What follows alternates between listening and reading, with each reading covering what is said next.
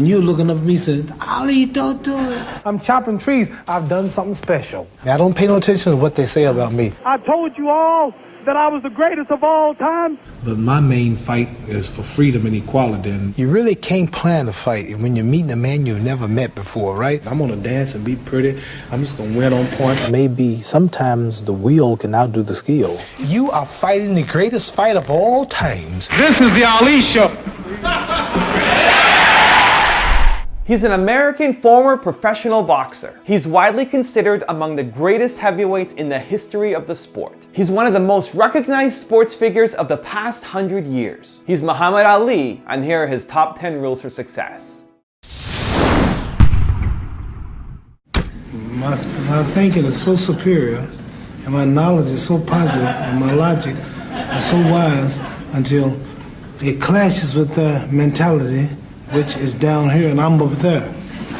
So by me being so high, I can see more and see farther than you. And you're looking up at me saying, Ali, don't do it. Don't do it. Ali, please stop it, it hurts.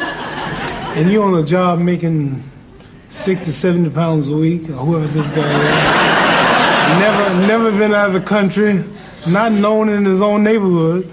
Ali, don't do it. But I'm at such a high level until I don't think like you. I'm not like you. Now I say you, I mean the ordinary person.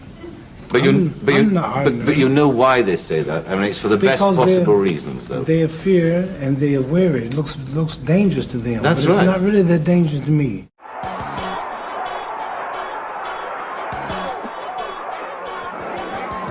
little more than halfway through is being aggressive. And Ali is irritated and taunted.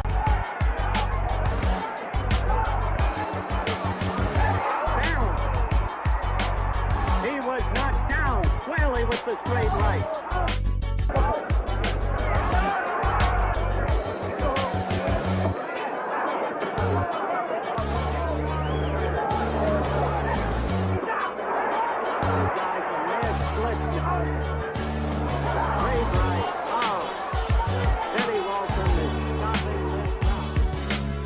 No problem. This will be the biggest upset since Sonny Liston.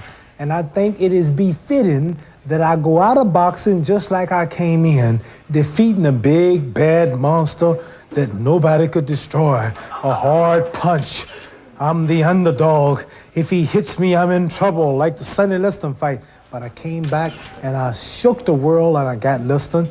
Now it's 10 years since Sonny Liston. I'm meeting another big, bad, strong monster knockout artist that beats everybody. Sonny Liston knocked out Patterson twice, and I was supposed to fall, but he didn't knock me out because he could hit hard, but he couldn't find nothing to hit. George Foreman knocked out Ken Norton, knocked out Joe Frazier. True, I didn't knock him out, but I'm so fast, I'm so hard hit, I'm so scientific. I'm a total different man from Frazier and Norton. Listen, David, when I meet this man, if you think the world was surprised when Nixon resigned, wait till I whip Foreman's behind. I'm telling you, David, I'm down to 215 pounds. Right now, I said it when 215. I'm fighting weight already. I usually train 6 weeks for fight. I've trained 4 months for fight. I'm chopping trees. I've done something special. I've wrestled with an alligator. I've tussled with a... I believe you totally. I believe you completely. I have tussled with a whale. I done handcuffed lightning, throw thunder in jail. Now, you know I'm bad. Only last week, I murdered a rock, injured a stone, hospitalized a brick. I'm so mean, I make medicine sick. Man's in trouble. Listen, George Foreman, people are afraid of George Foreman. They talk about how hard he hits. The world has been deceived. You listen to me now. I've never told you wrong. The man don't hit hard. He knocked Joe Frazier down 6 times. He got up 6 times. Joe King Roman, his Tokyo, Japan fight, the Puerto Rican champion, knocked him down 3 times, he jumped up 3 times. He knocked Ken Norton down 4 times, he jumped up 4 times. When have you ever saw the man say 7, 8, 9, 10, count his man out? When I hit Sonny Liston in the second fight, he stayed out for the count of 10. Zora Foley stayed out for the count of 10. Cleveland Williams stayed out for the count of 10. What few I have knocked out stayed down. Sugar Ray Robinson knocked him out for the count of 30. Joe Louis, Marciano, Jack Dempsey, Jack Johnson, Archie Moore, Ezra Charles, they knock him out cold. So this man has never knocked nobody out cold. He's a bully. He's slow. He has no skill, no footwork. He's awkward. And I have been given him a name. I named Floyd Patterson the Rabbit. I named Sonny Liston the Bear. And he shall be known as officially as the Mummy. The Mummy. And why the Mummy? Because he fights. When he's fighting, if you ever watch him in the ring, he drags like that after his opponent.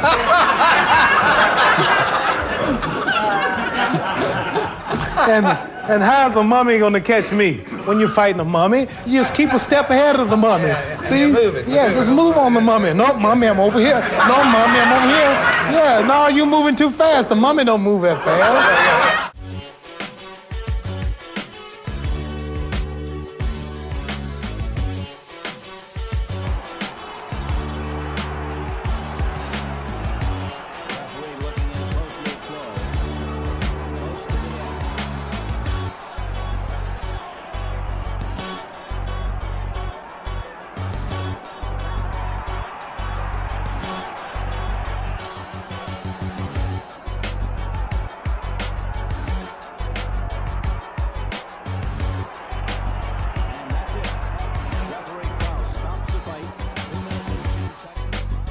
I don't pay no attention to what they say about me.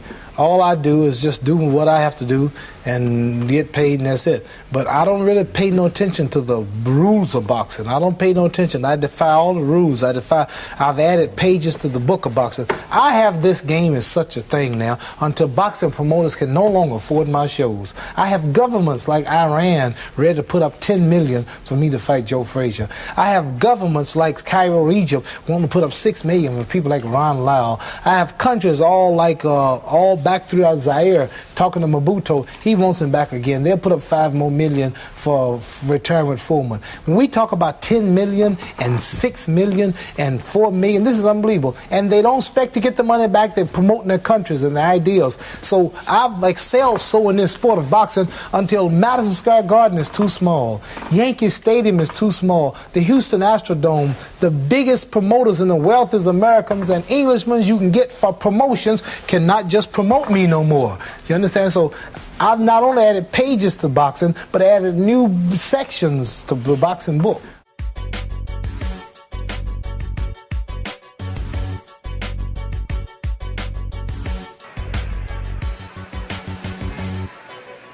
See how well the challenger rolls back from those punches? And there's Foley down. 5, 6, 7, 8, 9. Foley is up at 9. Talk about Foley's courage. Champion has plenty himself. There's no question about that. Foley down from that right hand. I don't know if he's going to make this one. 6, 7, 8. He's not. No, the Gamely tried to get us. And Muhammad Ali has retained his heavyweight championship. Everybody stop talking now. Attention. I told you, all of my critics, I told you all that I was the greatest of all time when I beat Sonny Liston. I told you today I'm still the greatest of all time. Never again defeat me. Never again say that I'm going to be defeated. Never again make me the underdog until I'm about 50 years old. Right. Then you might get me. But I didn't dance. I didn't dance for a reason. I wanted to make him lose all his power. I kept telling him he had no punch. He couldn't hit. He's swinging like a sissy. He's missing. Let me see your box. I hadn't started dancing yet. You can't say my legs are gone. You can't say I was tired, because what happened? I didn't dance from the second round on. I stayed on the ropes. When I stay on the ropes, you think I'm doing bad. But I want all boxers to put this in the page of boxing. Staying on the ropes is it's a beautiful thing with a heavyweight when you make him shoot his best shots and you know he's not hitting you. I would have gave George Foreman 2 rounds of steady punching because after that he was mine.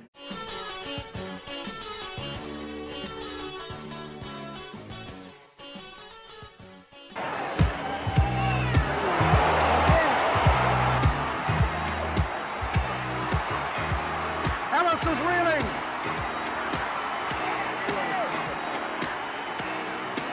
He looks defenseless on the ropes.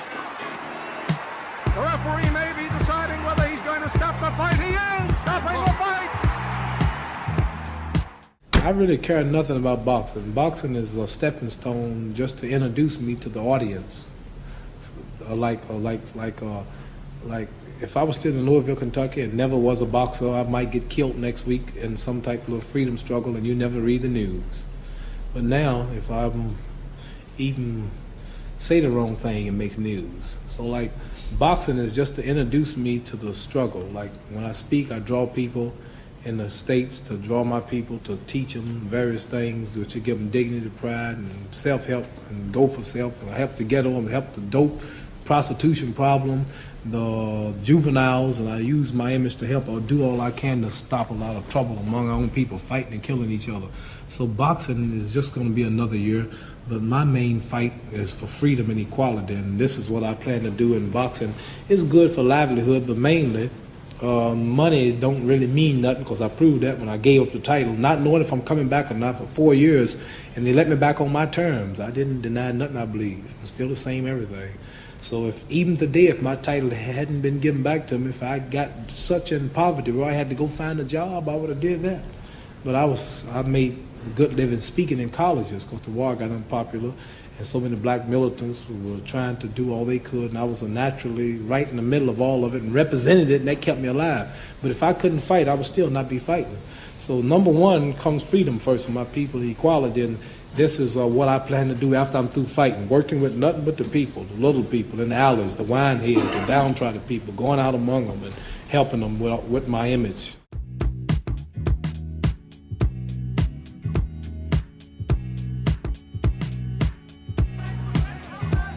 Lands to the left. And another left. Ali is doing damage now, and Flynn is taking a beating. Oh, that right hand. The overhand right. I think he nailed him. Flynn against the rope. Hanging on, and on the canvas, he is down. You know, I'm sure Henry will tell you, any fighter that knows what's happening, you really can't plan a fight when you're meeting a man you've never met before, right? You just have to get your tools ready. Here's a car stops on the highway. They call the AAA or whatever and say, my car's broke down. What it is, the lady, she don't know it's broke. Well, the man comes with all the tools, and he come equipped to handle whatever the problem is. An astronaut goes into space, and he pretends that something happens to the ship before he take off. He gets out and he works on it. He's not looking for something to happen, but it might happen. So I just had everything ready. Now, after the first round, being here with a top professional, a man so great, had so many knockouts, never been defeated, never been even scratched, I didn't know really how good he was. So I had to come in, actually a little nervous, and with everything ready. After one round of dancing, I found out that this would tire me out. So I would have to resort to ropes. I figured that out after the first round. So I said, I'm going to go to these ropes, and I'm going to let this man throw everything he can, let him tire himself out. He might look like he's winning, and if he don't hurt me, I'm going to stay here. But if he should be as great as they say he is, if he hits as hard as they say he hit, when he hits you and breaks your arm, he knocked out Joe Frazier, I couldn't do it, knocked out Ken Norton, he was a big, bad giant before the fight, you remember. Now, you remember that, don't you? Yeah, I do. How bad he was? They don't say that now, but you remember he was a real bad cat the other day, right? Don't forget that. Now, after I found out he didn't have it, I stayed there. But if he had what I thought he had or what they said he had, I'd have kept running, hoping I wouldn't get tired.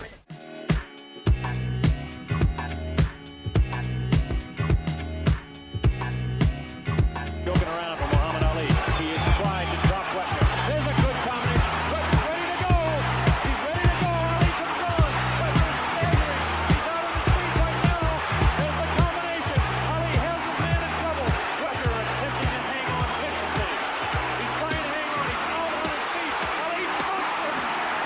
A right hand off the left hook.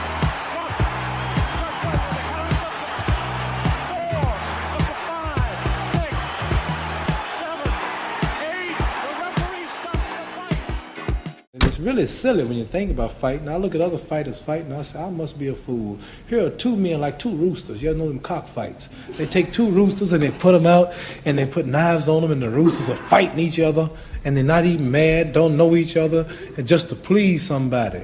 And here are two men in the ring fighting each other and they hitting each other and they bleeding and they fighting. What they mad about? They're not mad about nothing. And just a bunch of agitating, bloodthirsty people saying you can whoop him, he can whoop him, my man can whoop your man. All right, y'all get in there and fight. Humans should have more sense than that. And you sitting out there dressed up, drinking your beer and and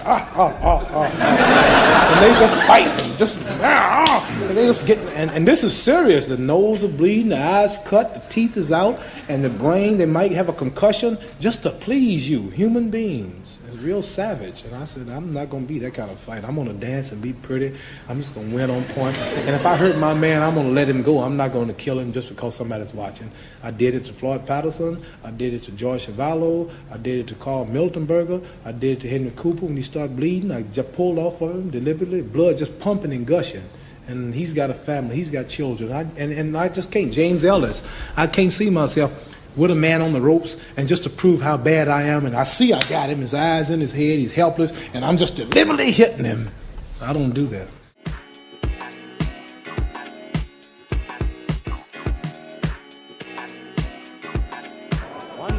Left in the fight.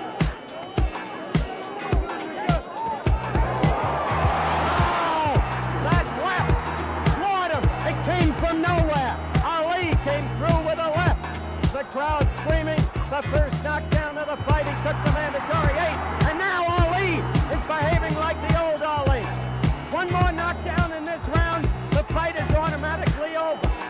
Bonavena is running. If he goes down again, it's over!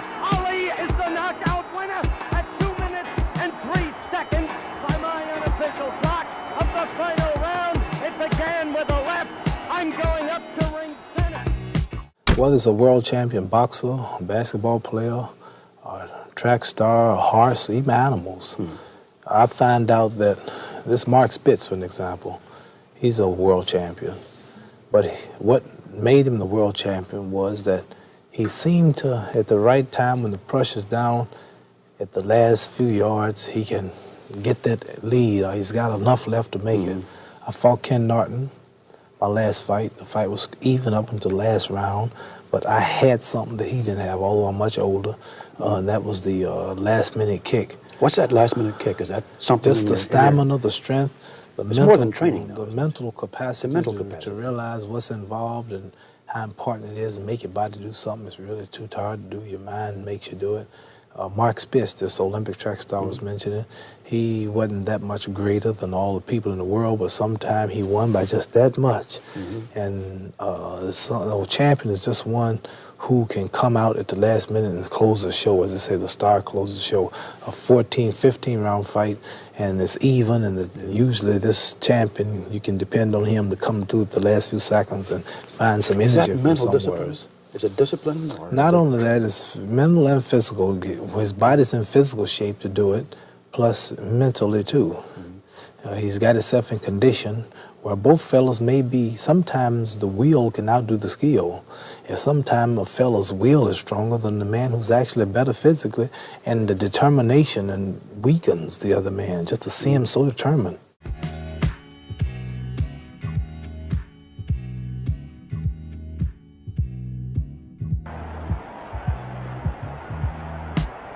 Ali moving in on London. A fuselage of punches by Muhammad Ali. London goes down. The referee sends Ali to a neutral corner. Your pre-fight build-ups, when you go to the weigh-in and you have, or they appear mock-up battles with the other opponent. Are they really? How much is that towards the well, I'm promotion not really of the fight? wanting to fight there because I wouldn't be paid. But I really do be angry. I have to psych myself up. I put myself on spots. I say. It's just for press, for the build up for the fight. Well, not really, because the evening of the fight is when that happens, and it's really sold out by then. But it actually puts fear in your opponent, like George Foreman. Just before the fight, I'm looking at him, and the man's giving his instructions. I said, "Sucker, you are in trouble tonight. You are fighting the greatest fight of all times. You heard I was the greatest, like you just said you heard this, now you see it. I said, you said I was the greatest, but you're gonna see. I'm fast, sucker. I'm gonna burn you up. You were fighting your idol. When you were a little kid, you were hearing about me, you know. And he wasn't even fighting. He didn't have his first fight in 1969. I'd been exiled 2 years after all I'd done. He just started fighting. So when I was fighting people like you in the 60s, he was just a little kid in junior high school. I said, you're meeting your master, your idol. He looked at me. And then I went back, first round. I laid in the corners, right? I said, come on, show me something. I talked through the whole fight. I don't know if you all know it. I talked through the whole fight. I said, come on, sucker. I said, show me something. They told me you could hit hard. You're just a sissy. Come on, sucker. Show me something.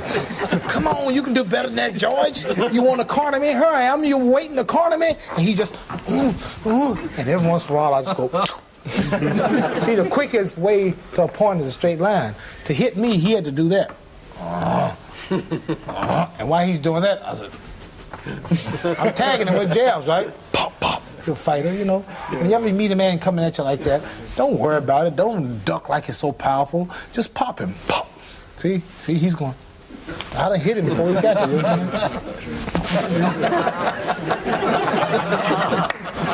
He's sticking one in. What else did you say to him, Ahmed? What else did you say to him? Oh, I grabbed his head sometimes and I said, look at you. Round 7, and you're tired. You have 8 more rounds to go. Come on, keep punching. I want you to get tired. I said, uh-oh. I said, this is the wrong place to get tired. This is the wrong place to get tired. And he's just throwing them. I said, and then he got a couple of bruises. If you notice, his face is kind of swollen. I said, look at you. You're the world heavyweight champion.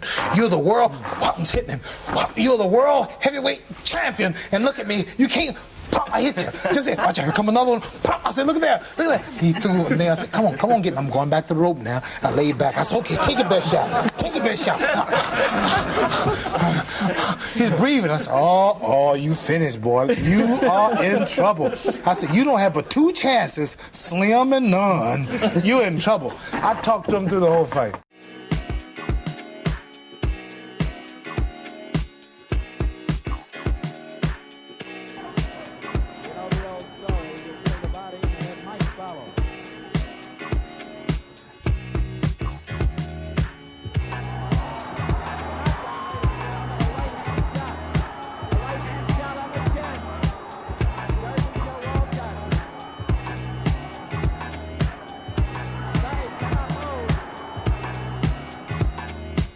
I was told that it's a big honor to be invited to speak at a place like Harvard.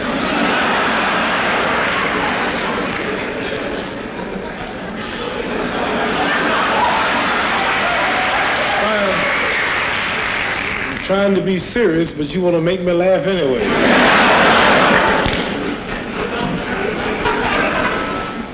I understand that out of people such as you all come presidents and governors and mayors and great doctors and physicians and scientists and everything. So I said, well, to get something together to talk to these people, it's got to be pretty heavy. If you had told me I'd be offered a professorship to teach philosophy and poetry at Oxford and speaking at Harvard, man, I never would have believed it. So I'm real humble and I'm thankful to be here at such a high seat of learning, and I'm just a boxer when most boxers can't even talk. You couldn't invite Joe Frazier or George Foreman.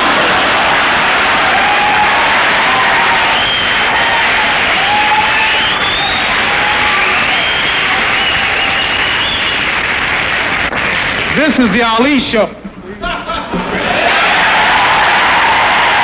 And this here,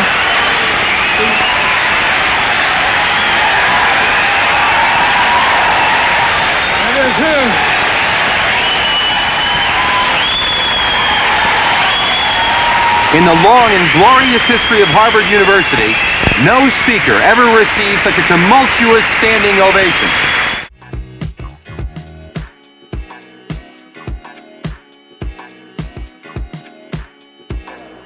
Very even fight.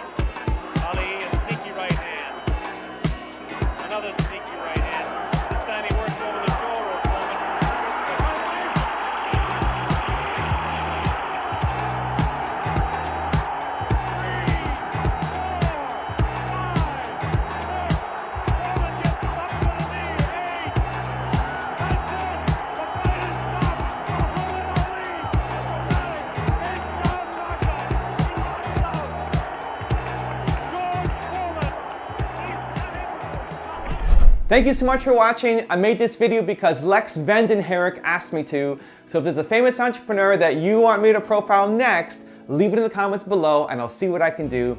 I'd also love to know which of Muhammad Ali's top 10 rules meant the most to you. Leave it in the comments and I'll join in the discussion. Thank you so much for watching. Continue to believe, and I'll see you soon.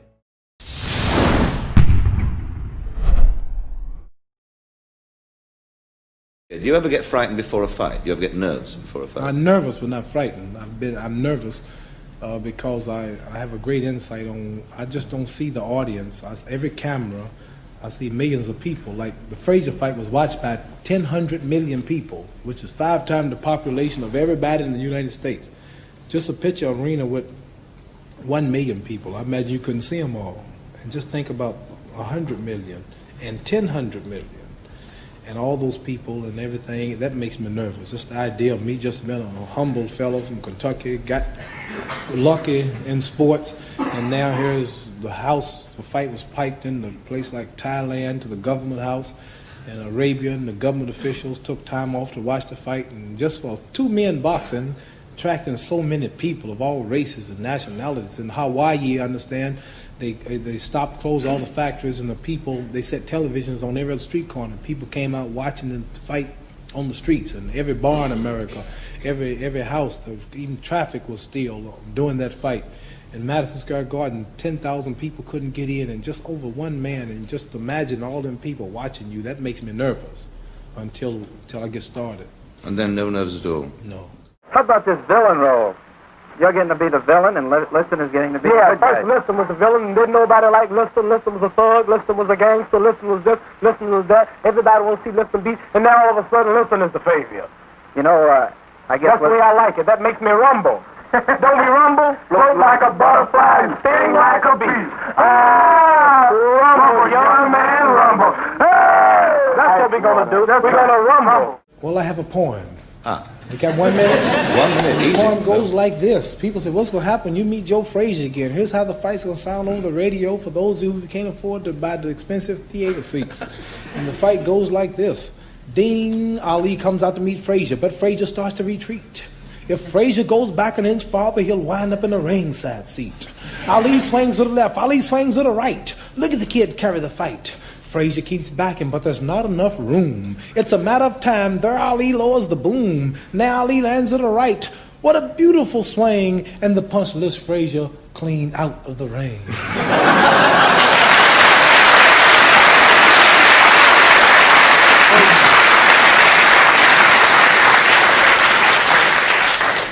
Frazier's still rising, but the referee wears a frown, for he can't start counting until Frazier comes down. Now Frazier disappears from view. The crowd is getting frantic, but our radar stations have picked him up. He's somewhere over the Atlantic. Who would have thought when they came to the fight that they would have witnessed the launching of a colored satellite?